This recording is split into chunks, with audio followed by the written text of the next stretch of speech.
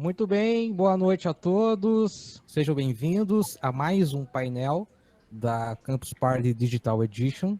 Estamos no palco virtual Work Live, depois dessa inovação, uma apresentação em rap, pelo que eu fiquei sabendo. O nosso painel é o Negócios em Podcast, está dando certo? Eu sou o Fred Fagundes, da Altia Podcasts, e a gente vai trocar uma ideia aqui com gente muito experiente nessa área, que trabalha com podcasts, que vive de podcasts, que vai trazer um pouco desse momento da produção de programas para independentes ou também para empresas, a nossa relação com agências, enfim. A gente vai atender também algumas perguntas no chat. Então, você que está nos assistindo, deixa o comentário, deixa a sua pergunta, que a gente vai dar uma olhada.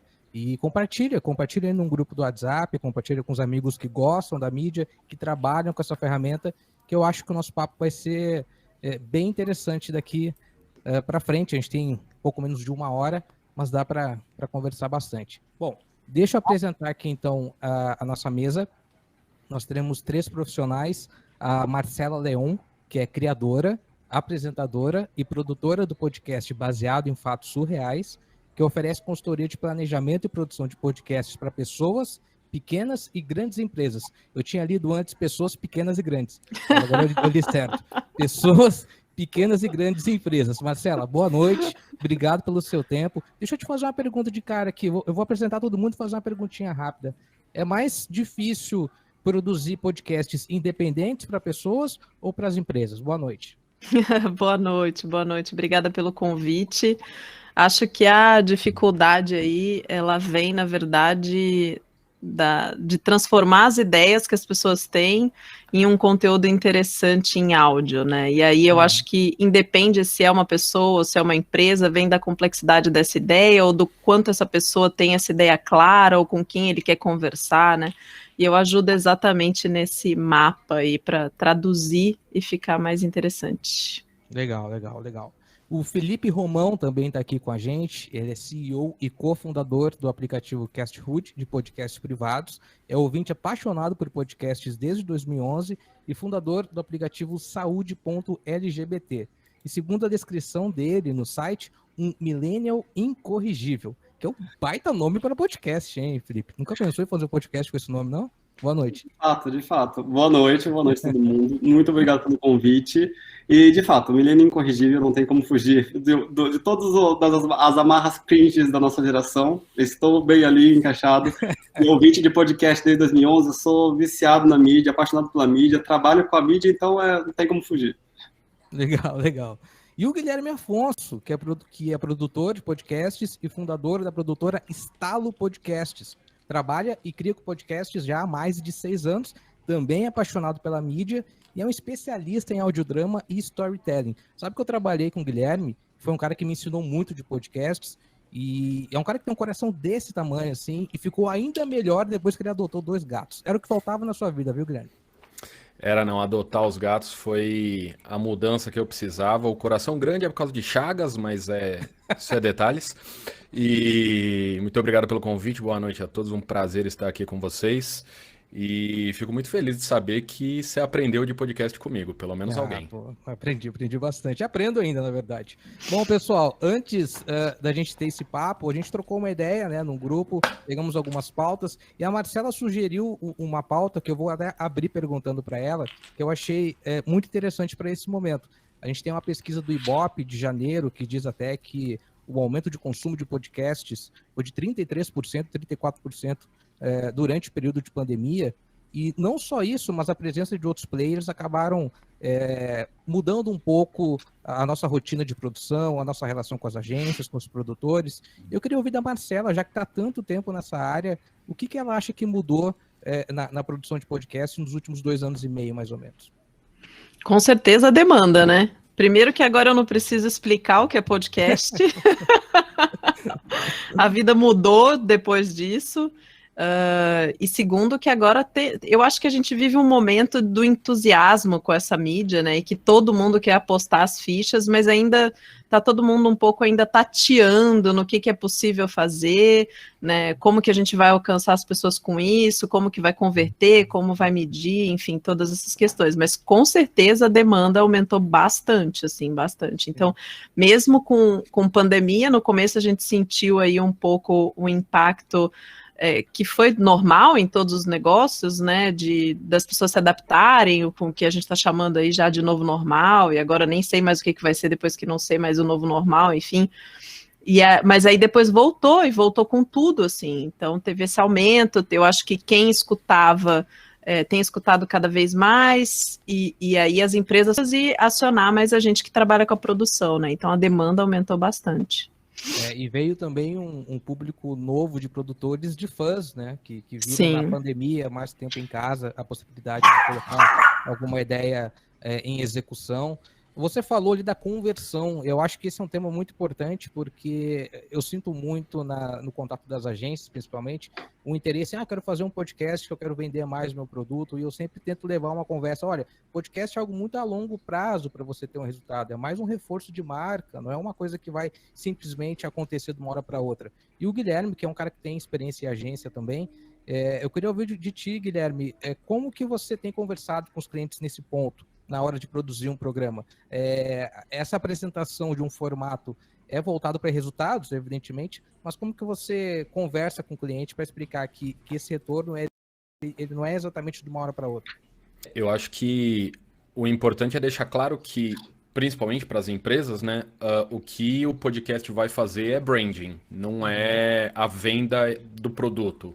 Claro que você até pode fazer um podcast para vender um produto, mas ele funciona muito mais, e principalmente aqui na Estalo, quando a gente cria a ideia de ser um storytelling, é criar um relacionamento com o cliente, seja com o cliente final, seja só para a marca ser conhecida, seja para um lançamento de um novo produto, e aí depois ter outras coisas, mas é branding, é a marca ficar conhecida, é a marca voltar a utilizar de outras plataformas que antes usava-se muito pouco, né, que é a plataforma de áudio, apesar de agora o podcast está virando vídeo também, mas esse trabalho com o áudio para você ficar mais perto do seu cliente do que nunca antes ficou. Sim. Cara, e essa presença do cliente, inclusive interagindo com os programas, às vezes eu sinto que as empresas que investem em podcast acabam sentindo falta. Porque tu tem ali o número de ouvintes, mas não tem um feedback num comentário, né? Normalmente a pessoa te marca ou compartilha. E aí o Felipe tem uma solução que é o aplicativo, em que é uma gestão de comunidades também, né, Felipe? Eu vi acho que uma palestra esses tempos do Guga Mafra, se não me engano, em que ele falou isso, que a importância da gestão de comunidades de ouvintes, né, nos podcasts. Eu queria que o Felipe trouxesse para ele essa experiência que ele tem com o aplicativo, da importância de você manter por perto ali os ouvintes como colaboradores de conteúdo também. Completamente é importante isso. A questão de criação de comunidade é o que geralmente faz a pessoa voltar para o próximo episódio. Criar comunidade é riquíssimo, é o que vai fazer crescer o seu podcast, é o que vai fazer você inclusive, enquanto podcaster, ter mais vontade de produzir o próximo conteúdo. Quando a gente começou o Cashhood, isso lá em 2018, antes disso, na verdade, a gente começou a fazer várias pesquisas. A gente fez pesquisas com podcasters, com ouvintes que deixaram de ser ouvintes, ou com ex-ouvintes de podcast, por que você abandonou, para saber onde que vai cada das dores. E a maioria das dores apontava do tipo, olha, eu fazia podcast, eu tinha um podcast, mas eu fazia, tinha 1.000 ouvintes, mas ninguém me dava nenhum feedback. Eu desisti do projeto, porque eu até falei no programa, eu ouvi programas que eram assim, a gente sabe que temos 1.000 ouvintes, conta pra gente lá no site, vai lá, daí você tem que fazer um ouvinte entrar num site, se cadastrar no Discuss, logar com o Facebook, não lembra a senha, para falar assim, hahaha, gostei muito do episódio. A pessoa não vai fazer isso. Então, desde o princípio, foi criar esse aplicativo, para buscar uma solução que pudesse colocar esse canal com mais interação, né? O Cashhood tem essa proposta de você poder colocar comentários no próprio episódio e o comentário não ficar solto e Sim. Ninguém nunca vai ler. Quando um ouvinte comenta um episódio de um caster, o caster recebe notificação. A gente chama de caster aqui dentro do Casthood, os podcasters, para ficar mais íntimo. A outra ponta recebe uma notificação de que recebeu um comentário. Então dá para fazer essa troca para o comentário também não ficar perdido. Sim, e historicamente a presença do ouvinte nos programas, em alguns formatos que acabaram se classificando como leitura de cartinhas, né, por exemplo, leitura de comentários, essa presença dos ouvintes é muito importante e me remete até ao tempo dos blogs, que os leitores também eram essenciais na produção de conteúdo, né?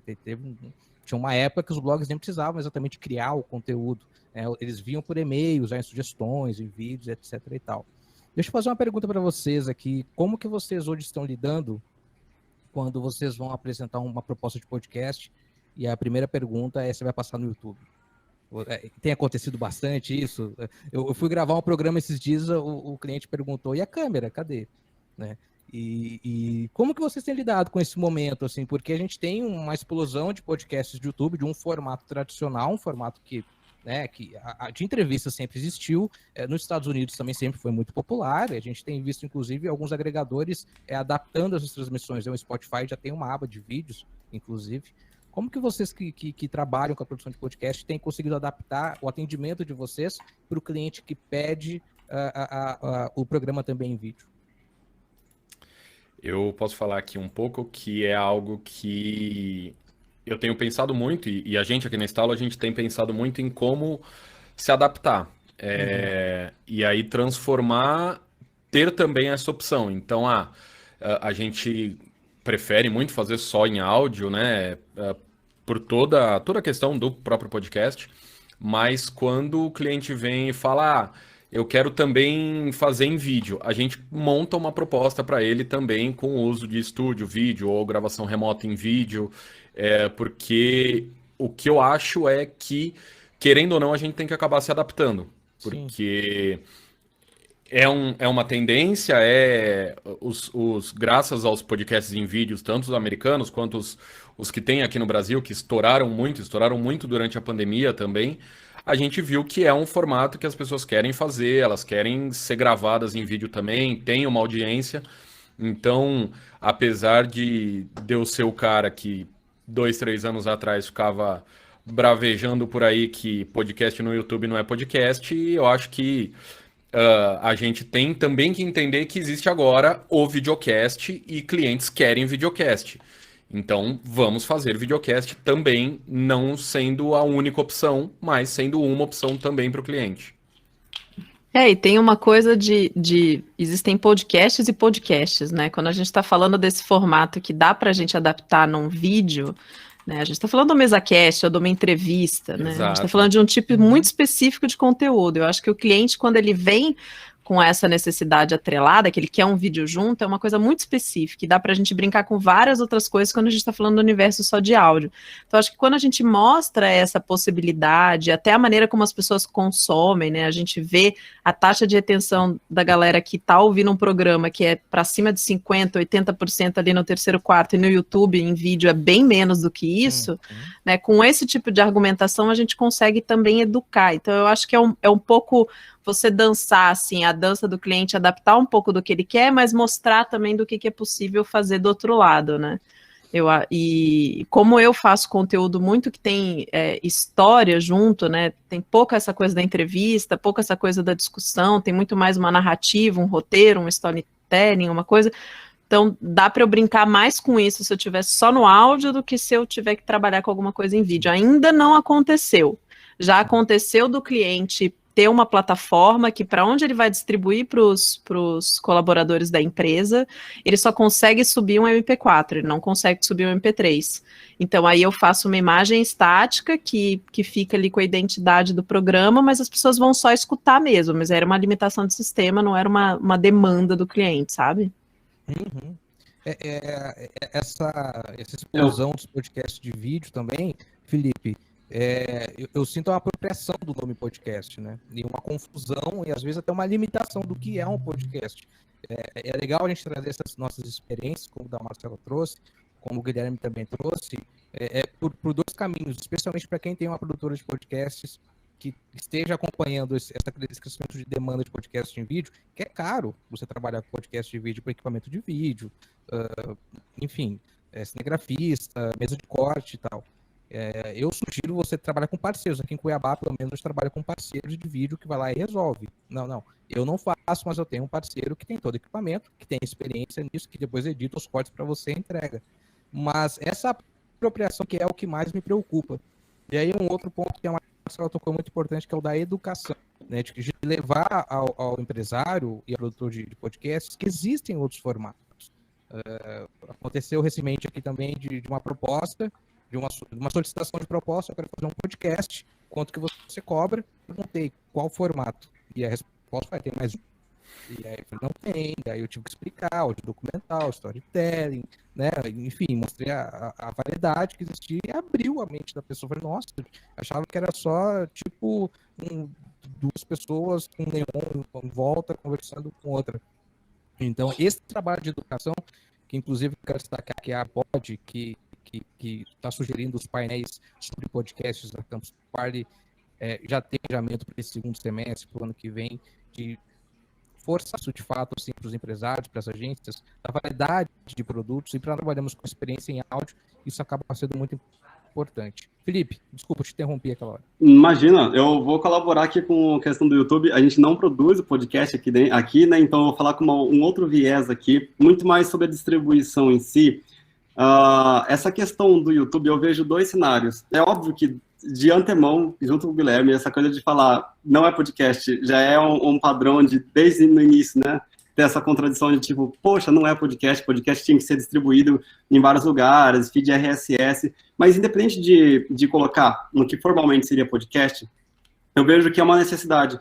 As pessoas estão precisando crescer o canal delas, estão precisando de ferramentas que muitos aplicativos de podcast não dão, como os comentários, que tem no Cashhood, por exemplo, sim, ou a própria monetização por campanha, né? Criar essa ferramenta de monetização por campanha, ali, ela é muito cara, ela é muito onerosa. O Spotify está correndo atrás disso aí agora. E o que eu comento do Cashhood, do que eu vejo nesse cenário? A gente aqui dentro do Cashhood, a gente não bate de frente com o Spotify, com qualquer outra mídia. A gente fala, inclusive, que, por favor, o podcast deve estar em todos os lugares, porque você deve conseguir distribuir em todos os lugares e estar em mais lugares possíveis. Qual que é a vantagem, por exemplo, do Cashhood? É você criar um conteúdo privado, colocar no Cashhood e vender. Você vende o conteúdo privado. Anuncie em todos os seus episódios públicos. Coloca na descrição de todos os episódios públicos que você tem conteúdo privado. E você vai conseguir monetizar ele. Agora, o seu conteúdo público, que apareça no Apple Podcast, no Deezer, no Spotify e no YouTube, em qualquer lugar onde você estiver conseguindo audiência. Conseguiu 100 aqui, 1.000 ali, 3.000 ali, 40 aqui, vai caçando audiência, porque quanto mais você crescer, melhor. Então, acho que é essa necessidade.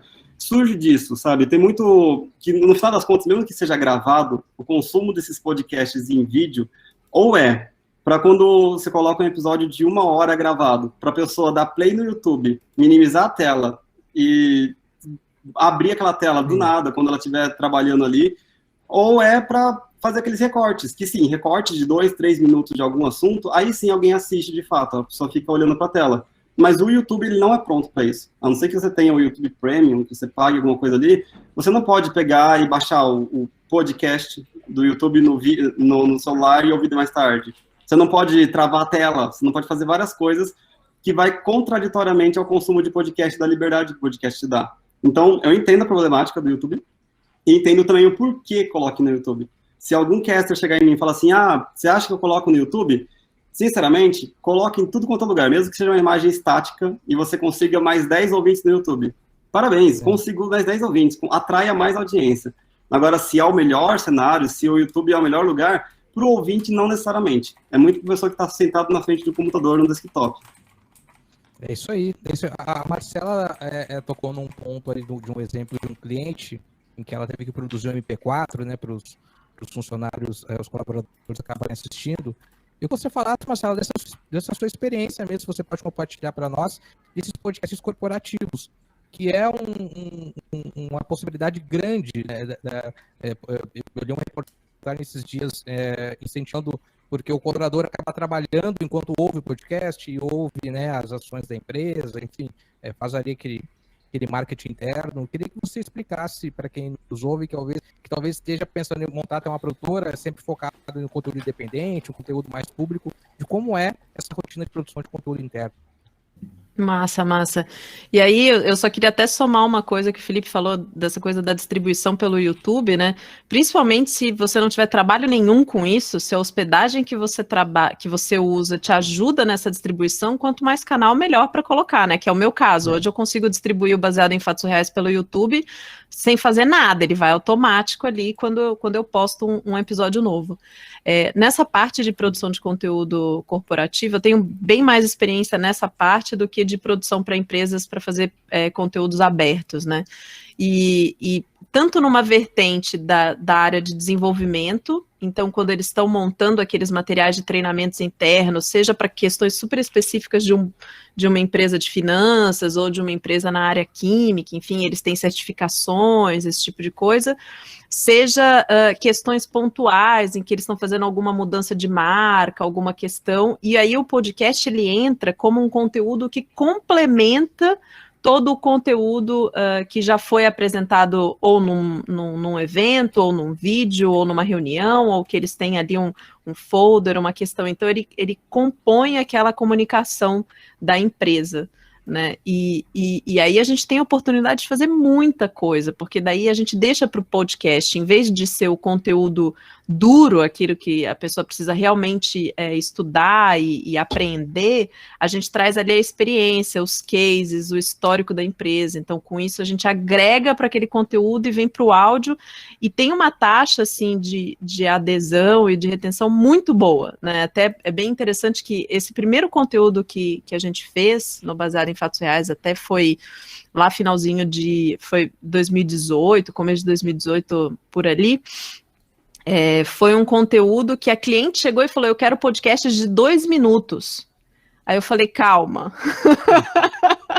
Calma, que isso aqui não é locução, assim, não é um spot publicitário, vocês vão curtir, deixa eu fazer. E aí a gente trouxe histórias, cases das pessoas que já trabalhavam ali há muito tempo na empresa, e a galera adorou, assim, o conteúdo teve uma super retenção, sabe? Então tem uma oportunidade de você trabalhar com a riqueza das pessoas que estão dentro da empresa, com as histórias que estão ali, e de complementar outras coisas, sem que aquilo... porque a gente tem um receio, né? Tipo, agora não vamos fazer mais nada de vídeo, não vamos fazer mais reunião, não vamos fazer... Vai ser tudo podcast. Não, dá pra gente construir um negócio que tudo conversa, sabe? E aí agrada todo mundo. Sim, até... Pode falar, Fred.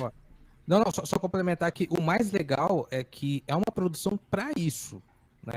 Essa é uma coisa que eu vi acontecer algumas vezes. Por exemplo, um evento, ok, é um serviço, mas é um evento e tem uma série de palestras, pega um áudio das palestras e posta um vídeo. É uma palestra. Sim, é diferente, é diferente.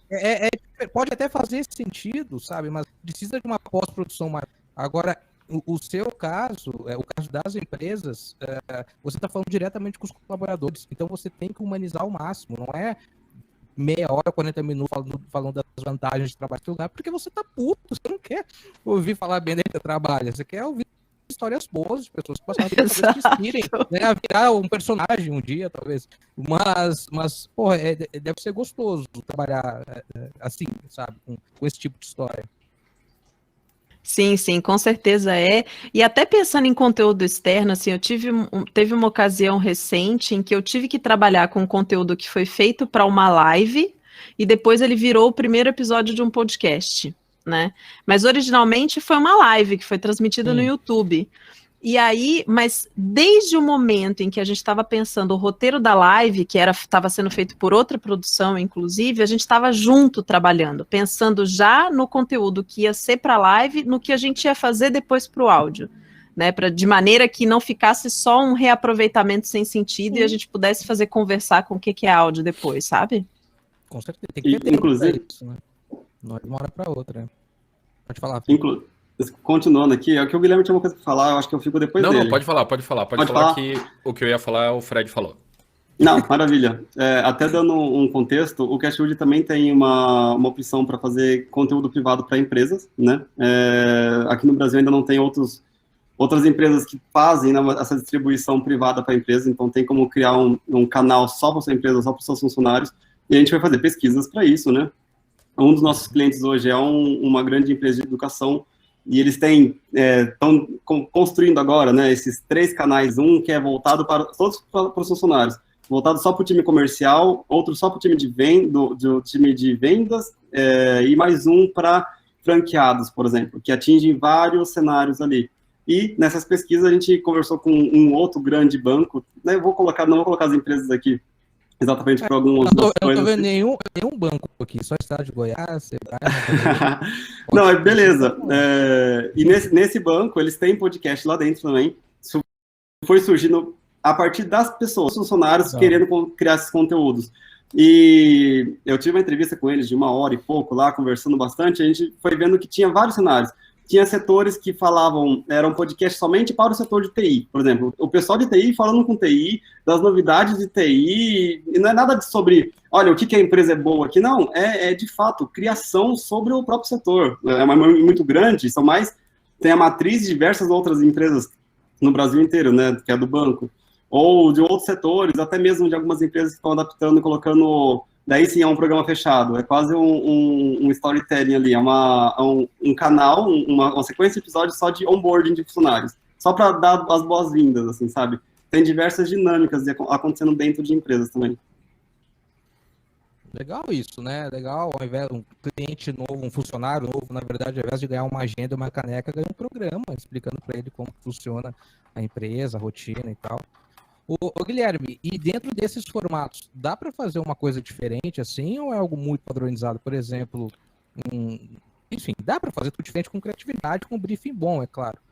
Mas você tem visto assim algum formato que tenha saído do padrão? Eu acho que você tocou num ponto que é o que eu acho que está faltando hoje. Que você falou que falta criatividade e um briefing bom. Briefing a gente até tem. O problema é que eu vejo muito é que as empresas e agências, quando querem fazer alguma coisa, já querem chegar com um negócio pronto. Já recebi, igual a Marcela falou, já recebi milhares de pedidos de orçamento. A gente quer fazer 35 podcasts de 2 minutos. E aí eu fico tipo, tá, não. E eu acho que falta isso de conversar. Dá para fazer muita coisa. A gente tem aqui na Estalo, e é um podcast interno também de uma empresa, que ele é quase um audiodrama. Ele tem ali toda a edição, sonorização tal, que é um onboarding, para o funcionário ser recebido, e é toda uma historinha para ele conhecer a empresa. A empresa tem mais de 80 anos, então vem toda a historinha de um senhorzinho contando como a empresa surgiu e tal. E aí, em vez de ser só uma locução, alguma coisa assim, tem toda a parte de interpretação e tal. Então, dá para criar coisa legal. Dá para criar coisa legal que não é só para dentro da empresa também. A gente tem alguns projetos que estão sendo produzidos esse ano de audiodramas para empresas, storytelling para empresas, para sair do MesaCast. Óbvio que a gente não tem nada contra, né, o bate-papo, o papo de bar, o MesaCast, como queira chamar, mas é importante as pessoas, as empresas e as agências entenderem que não é só isso. O podcast é muito maior do que isso. A gente consegue fazer coisas incríveis com o podcast. Existe um dos clientes que a gente já atendeu, era um museu, então você fazer uma exposição em áudio, sabe, de um museu, e isso tem todo um formato gigantesco para se fazer. Então, eu acho que cada vez mais, e aí é o ponto que eu espero que isso comece a mudar, que eu vejo que começou a mudar já, é das agências, principalmente, entenderem que existe o podcast, que até 2 anos atrás as agências não entendiam o que era podcast, e agora elas têm que entender como usar essa ferramenta da melhor forma, que não precisa ser entrevista, não precisa ser um bate-papo descontraído, que dá para ser um podcast com uma pessoa, uma locução de alguém falando sobre alguma coisa, um storytelling contando, fazendo um roteiro real, pensado para isso. E eu acho que é esse o caminho que a gente tem que ir. Eu acho que assim, o podcast ele evoluiu muito, desses últimos anos para cá, teve essa explosão. Hoje, a maioria das pessoas sabe o que é podcast. O podcast está na Globo, está no BBB, então atingiu um número de pessoas gigantesco. E agora é a hora que a gente aqui, as produtoras, tem para lapidar ainda mais o podcast, lapidar ainda mais as agências, fazer elas entenderem como oferecer para os clientes coisas que não é só, não, vão ser 4 pessoas conversando. Então, eu acho que é esse agora o ponto que a gente tem que ir cada vez mais para cima. Massa. E eu acho que um caminho legal a se trabalhar, especialmente com o investimento do poder público nos podcasts que tem acontecido, né? Desde governos estaduais, municipais, alguns poderes. Eu acho que perdemos aqui um participante, mas daqui a pouco ele volta. Aparentemente sim. A minha internet também estava meio ruim, que eu estava dando umas travadas, mas acho que agora melhorou. Mas eu vejo também a possibilidade da gente trabalhar o podcast não só como uma companhia, que de fato é o grande barato. A gente tem um podcast nas atividades, enquanto caminha, lava a louça, lava o carro, faz academia e tal. Mas no poder público, ver o podcast como uma prestação de serviço também. Esse exemplo que eu dei é muito bom do museu, né? Você fazer uma exposição com uma experiência em áudio que acaba complementando a informação que aquela exposição dá. No poder público você tem, eu até tinha isso não foi para frente, assim, então fica isso de sugestão para quem quiser oferecer para alguma prefeitura ou lado, em que eram as ruas e monumentos, né? Você tem um QR Code para tirar a foto e receber um tema e explique quem era aquela pessoa daquela rua ou aquele monumento, enfim, são caminhos melhores do que uns exemplos que a gente tem, que o podcast da prefeitura, né, 2 assessores de imprensa e um secretário falando 20 minutos das obras realizadas, em que a gente sabe ele tem um papel político, aquilo é importante para ser compartilhado entre os grupos de apoio, né, entre os deputados, os vereadores que vão apoiar o prefeito ou o governador, mas para o público geral aquilo não tem resultado nenhum. Então eu acho que essa prestação de serviços do podcast é algo que pode ser muito explorado ainda. Sim, e tem uma questão também do fato de ser uma mídia que ela é mais barata e mais leve de ser consumida, né? Então, nesse sentido, a gente consegue alcançar mais pessoas, ela é mais acessível nesse lugar, né? Porque ela exige menos internet da pessoa que vai utilizar, ela é um arquivo mais leve da gente carregar no próprio aparelho, a gente sabe que tem muitos aparelhos que tem questão de espaço, né? Então, se a gente coloca todas essas coisas juntas, ela só tem coisas a favor, assim. Sim. A Marcela, no começo, Felipe, a Marcela falou assim que hoje é muito mais fácil explicar o que é um podcast. E eu lembro que, tipo, há uns 5, 6 anos, não sei se foi o Guilherme Afonso ou o Daniel Baile que falaram para mim, que hoje falou para mim, quando pergunta o que é podcast, eu falo que é a Netflix do rádio. Que você quer ouvir algo de futebol, tem, se quer ouvir algo de cinema, tem, é só escolher.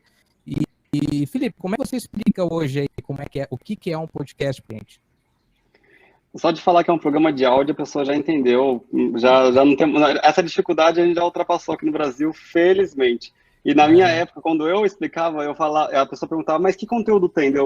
Olha, se eu te perguntar o que tem no YouTube, você sabe me responder? Não tem de tudo? Tem tudo em podcast também. Então, eu colocava a pergunta ao contrário. Você tem de tudo no YouTube e tem tudo em podcast também. Então, é a mesma dinâmica. Melhorou, né? Não, agora melhorou muito. Mudou totalmente o cenário. Eu acho que a nossa dificuldade agora é justamente esse ponto que o Guilherme contou, em que é a relação com as agências e com quem acaba investindo em podcasts para explicar os formatos e as possibilidades. Eu uso muito esse exemplo, eu sou até um pouco repetitivo, porque eu vejo um caminho muito parecido com os blogs dos podcasts, lá em 2004, 2005. Quando alguns blogs estouraram, outros ficaram meio enciumados, mas foi importante porque outros blogs menores também cresceram, e com os podcasts, eu lembro quando o Não Ovo fez podcast, né, Gui? Muita gente reclamou, foi, lá vem o Cid se meter nisso, mas por um lado foi interessante, porque o ouvinte descobriu a plataforma e descobriu outros programas, então, sabe, tudo fica ali mais ou menos alinhado. E lá em 2007, 2008, quando você chegava em São Paulo, levantava os braços e falava, eu tenho um blog, as agências de contratos esperadas, tanto que todo blogueiro trabalhou em agência. Tinha a Ryle, né, que trabalhou, acho que todo mundo na Ryle de São Paulo. E dos podcasts, isso ainda não está acontecendo, mas eu acho que é um caminho natural. da presença maior, né, de podcaster nas agências, por mais que a gente saiba que tem muito publicitário que tem podcast, você acha que isso pode dar uma melhorada no mercado, Gui? Pelo menos nessa compreensão assim, de como investir no programa? Eu acredito que sim, Fredinho. Com o que eu tenho visto, inclusive, de contato que eu tenho com a agência, já tem muita agência que vem atrás da Estalo para fazer um podcast. Então, porque já tem alguém dentro da agência que já, o que não tinha antigamente, mas já tem alguém dentro da agência que levanta a mão e fala, ó, para esse cliente a gente tem que fazer um podcast. Então, lógico que ainda não é em todas as agências, mas assim, já tem gente dentro das agências, não como era na época dos blogs, né? Que todo blogueiro era contratado para ir para uma agência, mas já tem gente dentro das agências de planejamento que entende o que é podcast, que sabe qual é o benefício do podcast para aquele cliente, então já coloca no planejamento que precisa ter um podcast. Então acho que isso já é muito bom. Tem que melhorar? Tem que melhorar, mas já é muito bom.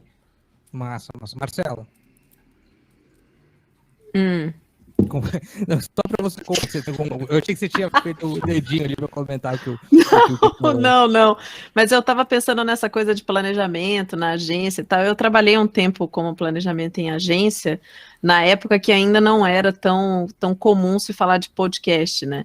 E eu lembro que era uma coisa que a gente, principalmente no grupinho ali de quem estava fazendo pesquisa, levando estratégia, etc., era uma coisa que a gente até falava, né, mas era muito difícil você passar a barreira da mídia e conseguir colocar uma grana nisso, porque a gente sabe, porque tem a questão da entrega, dos números, etc, né. Então, o que eu sinto falta hoje nessa comunicação com as agências é como esse briefing chega, às vezes, sem possibilidade de você conversar, né?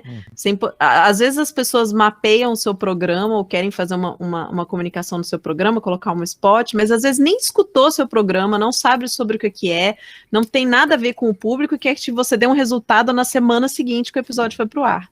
E a gente sabe que tem que ter pelo menos aí 1 mês, se não 3, para a gente poder trabalhar bem a audiência daquele episódio. Inclusive para você dar resultado, quando você faz um programa que é aberto, para você entregar os resultados para a empresa e falar só, vale a pena você investir numa segunda temporada, você tem que dar um tempo para esse negócio ser trabalhado. Então, o que eu sinto é essa dificuldade, como a gente fala muito sobre a retenção, sobre a comunidade, sobre a proximidade, etc., acho que tem uma pressa, uma ansiedade de que acha que é tipo fazer um stories e vai ser a mesma coisa, sabe? Não é. Pode falar, tio, desculpa.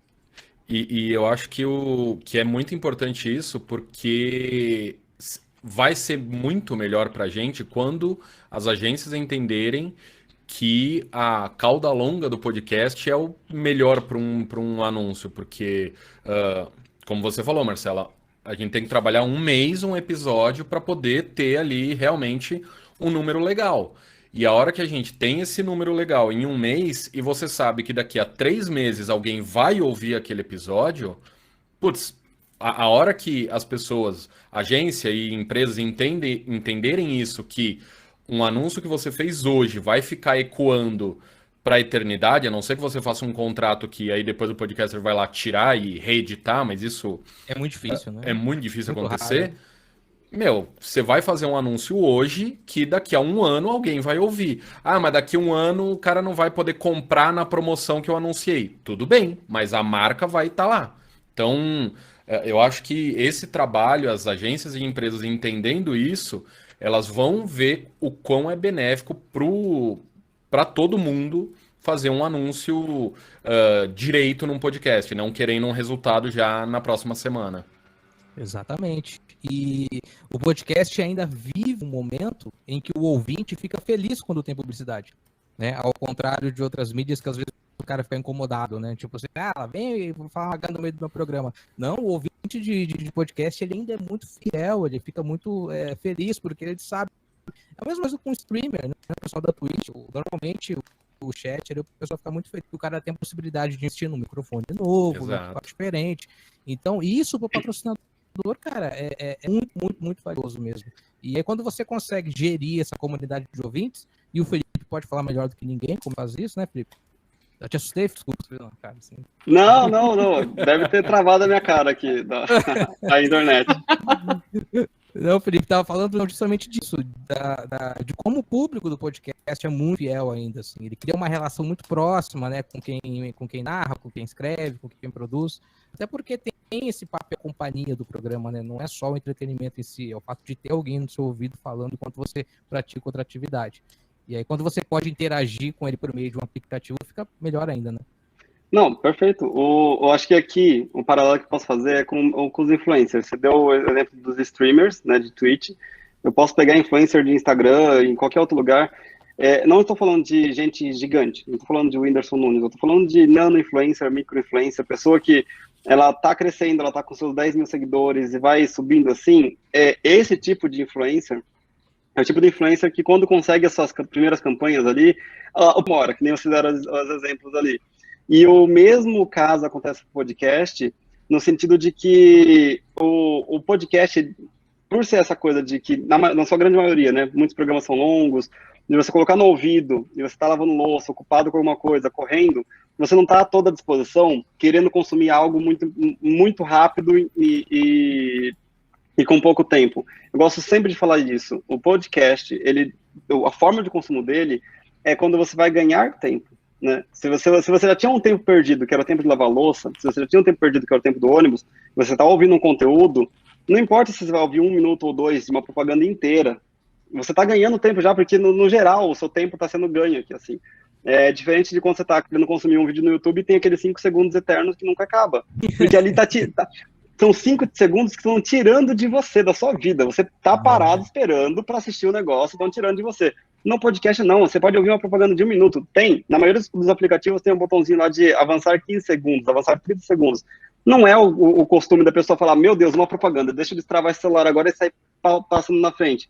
Não é o costume. A própria Pod Pesquisa já demonstra isso sobre retenção, né, de áudio. Então, a forma de consumo, a relação que a gente tem com o podcast é diferente. Então, as agências elas têm que enxergar isso, que o podcast é ganho de tempo. Né? Consumir podcast ali, enquanto você realiza outra tarefa, é ganho de tempo, é outra coisa na sua cabeça. Eu pego isso e já termino a minha fala com um paralelo de educação. Tem muito podcast para educação surgindo aí. As pessoas que estão estudando, que estão fazendo podcast para educação, ou para escolas, por exemplo, estão pegando pelo cenário de que a pessoa vai aproveitar o tempo dela e poder crescer carreira, adquirir conhecimento enquanto está realizando outra tarefa. Cara, perfeito. E eu acho que isso casa muito com o que a Domenica Mendes perguntou, que a gente pensa sobre anúncios dinâmicos e programáticos em podcasts. Bom, eu particularmente acho que para o ouvinte vai perder um pouco da naturalidade da publicidade, né? Que normalmente grande parte das agências, pelo menos, já entendeu que precisa criar um merchan que não interfira no conteúdo, né? E que faça parte do programa por N motivos, inclusive pelo não se incomodar e também para o produtor de conteúdo falar com naturalidade. Então, acho que isso pode causar, talvez, essa primeira ruptura na publicidade nos podcasts, pelo menos para quem produz. Queria saber a opinião de vocês também. A minha opinião é rápida e simples. Tem sim essa dor, mas para mim é o futuro. Em algum dia vai quebrar essa parede e vai atravessar para o outro lado. Marcela, você quer comentar? Eu acho que tem publicidade e publicidade, né? Quando a gente vai para o programático e para o dinâmico, a gente vai reproduzir esse mesmo modelo do YouTube dos anúncios de 5 segundos eternos, né? E a gente sabe que tem ouvintes e ouvintes de podcast, né? Quem está ouvindo nos agregadores já há muito tempo, dificilmente tem aquele hábito de pular os 15 segundos mesmo, que a gente já vê esse hábito bem mais forte em quem está escutando hoje no Spotify, nessas outras plataformas, né? Que é um ouvinte diferente também. Então, eu fico um pouco com o pé atrás.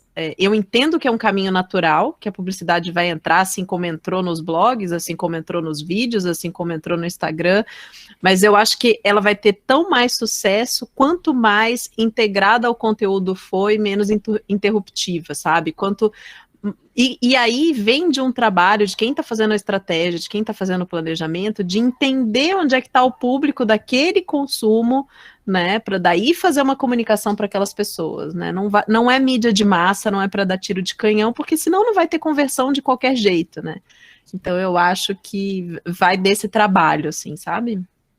Sim. E concordo plenamente com a Marcela e com o Felipe. Eu acho que vai acontecer, já está acontecendo, já tem alguns aplicativos que já deixam você inserir. Tem alguns aplicativos que pedem pro podcaster gravar, então talvez mesclando essas duas ideias, mas eu concordo totalmente com a Marcela. Precisa de saber que tem que ser algo natural, não dá para você ser como é no YouTube, que no meio do caminho para tudo, corta, entra uma propaganda de colchão e aí acaba e volta para o que está acontecendo. Então, eu acho que precisa se mesclar as duas coisas. Precisa-se de anúncio, mas precisa ser um anúncio que seja pensado junto com o podcaster, de preferência.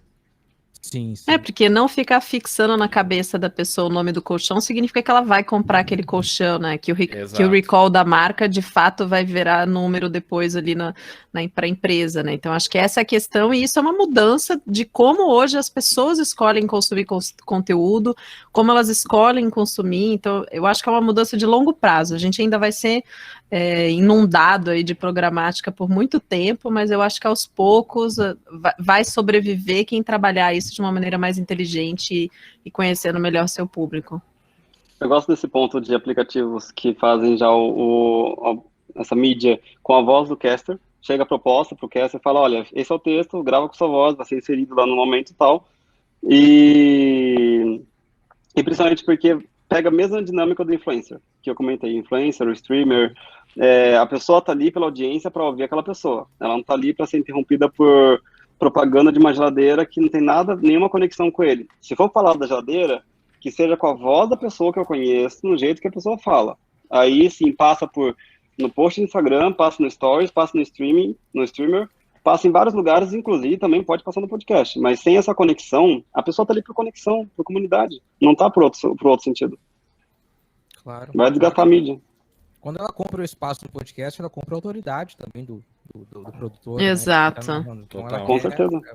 Ela quer aproveitar isso e, enfim, ficar muito mais natural. Bom, gente, a gente está se aproximando aqui do final do nosso painel.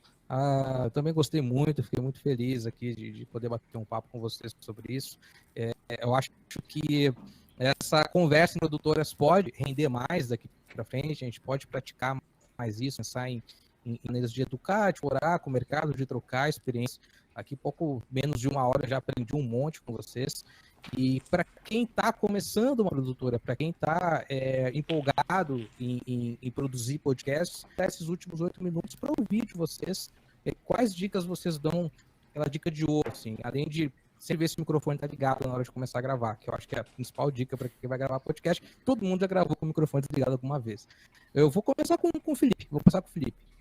Que dica que você dá, Felipe, para quem está querendo produzir podcast? Para quem está querendo, se planeja. Se planejar é o melhor. Porque às vezes a pessoa ela tá com vontade, ela grava o primeiro episódio e depois disso não fez nenhum planejamento nem nada e desanima e tipo... Tem uma taxa que eu não vou encontrar agora, mas a grande maioria dos podcasts morrem no segundo episódio. Não deixa assim, planeja, você consegue. Todo mundo elogia o primeiro, aí tem um monte de né, tudo pra tirar, meu amigo fez um podcast maravilhoso no segundo, já a pessoa vai Exato. E ó, se precisar, no site do Cashhood tem e-book ensinando a gravar o podcast do básico e tem e-book também para professores, né?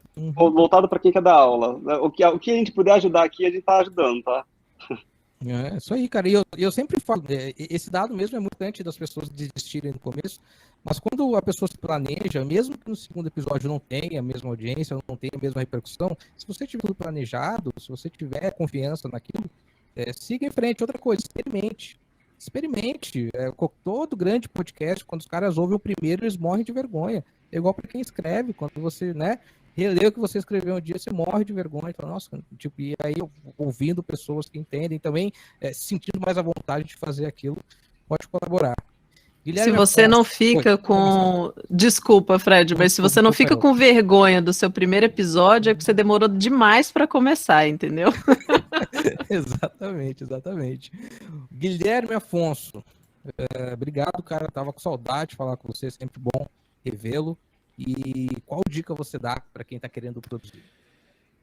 Para quem está querendo produzir, primeiro, saudades de você, Fredinho. Foram bons tempos trabalhando juntos, saudade de bater papo, falar sobre Cuba e etc. Mais bater papo do que trabalhava, né? Sim, mas eu acho que a melhor dica é, além de planejar e tal, é pensar fora da caixa. Eu sei que isso é muito clichê de falar, mas o podcast ele tem um mar gigantesco de coisas que podem ser feitas e não tente ser o próximo Jovem Nerd, não tente ser o próximo Flow, porque ninguém sabe o que é o próximo que vai estourar. A gente só vai saber o próximo que vai estourar depois que ele estourar. Então, invente, não fique preso em formatos e padrões que existem e tente fazer algo novo.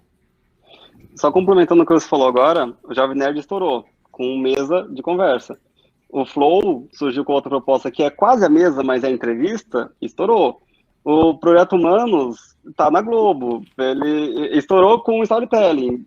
Ache o seu nicho e você vai conseguir fazer uma coisa incrível com o seu jeito. Eu acho que tem essa dica do se divertir, né? O Ivan tá se divertindo no que ele tá fazendo, o Jovem Nerd tá se divertindo no que ele tá fazendo, a galera do Flow também, assim. Se divirta, experimenta, encontra aquilo que você faz com tesão, com paixão. E a dica de ouro para quem quer produzir é backup, assim, ó. Tem que ter o microfone ligado e tem que ter um backup, pelo amor de Deus. Se não, 2. E essa questão de se divertir é mesmo muito importante, porque a voz não mente, né, cara? O ouvinte, ele sente que a pessoa tá pilhada fazendo aquilo. Quando eu e o Gui trabalhamos juntos, tinha era no Não Ovo, a maioria das pessoas sabem disso, e às vezes tinha alguns dias que estavam naquela loucura, vamos gravar 2, 3 de uma vez. E o Guilherme Afonso sempre, cara, vocês cansam. Depois de 1 hora falando, o ouvinte percebe que vocês estão cansados. Então, se você está cansado mesmo, repense, deixa para gravar no outro dia, porque a voz entrega mesmo se você estiver cansado e acaba fazendo diferença. Muito mais que o vídeo. Eu também acho, cara. Eu também acho muito mais que o vídeo. Tá no seu ouvido ali, te entregando milésimo do segundo ali, a voz, não tem como. Exatamente. E o ouvinte vai entender. Se tu atrasar um dia ou outro, o ouvinte vai entender. A verdade é essa. Bom, pessoal, nós temos 3 minutos. Eu tô narrando isso para vocês porque a gente tem uma contagem aqui. E aí a gente tem que entregar para o próximo. O pessoal tem que limpar aqui o painel ainda para entrar a próxima palestra. Antes de fechar, eu quero deixar aqui os contatos. O meu nome é Fred Fagundes, da Altia Podcasts, aqui em Mato Grosso.